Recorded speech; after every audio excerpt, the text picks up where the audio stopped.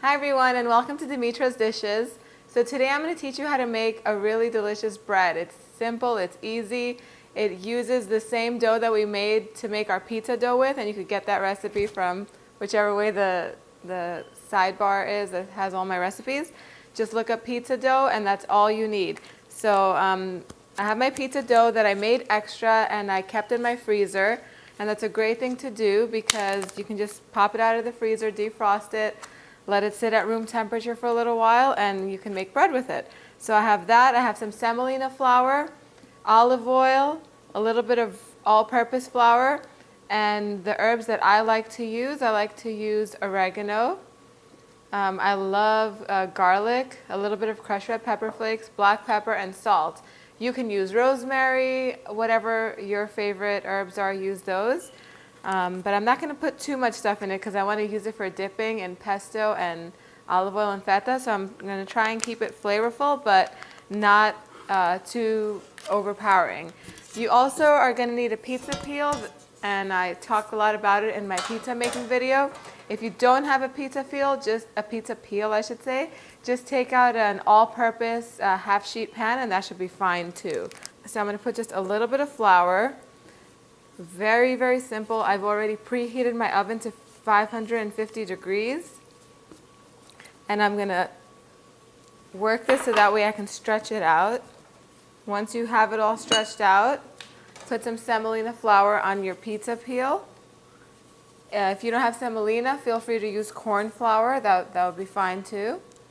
And this just helps it detach and go onto your pizza stone that's in the oven. And another thing, if I forgot to mention in the beginning of the video, you want to have your pizza stone in your oven heating up while the oven is preheating.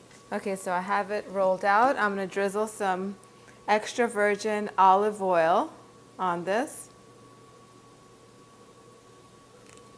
I'm going to put some salt. Salt brings out the flavor.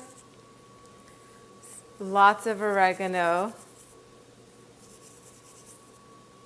Some crushed red pepper flakes, because everyone who knows me knows I put this in almost all of my savory dishes. I love it. Some freshly ground black pepper. And some garlic powder. Granulated garlic powder works great. And that's it. My oven is preheated. I'm going to pop this in for about between 10 to 12 minutes. And once it's ready, I'll show you what it looks like.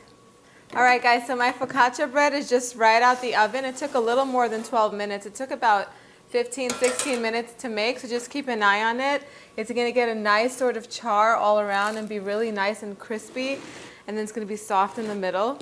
So once it gets this like nice golden color, you know it's ready. Let me cut into it. And I have some pesto sauce that I've had in my fridge because I made it the other day, and I love eating this with pesto and even dipping with some olive oil that's been sprinkled with some freshly cracked pepper. Reminds me of sitting at a nice restaurant. You know how they bring out the bread with the olive oil to dip in? Except I have some pesto also.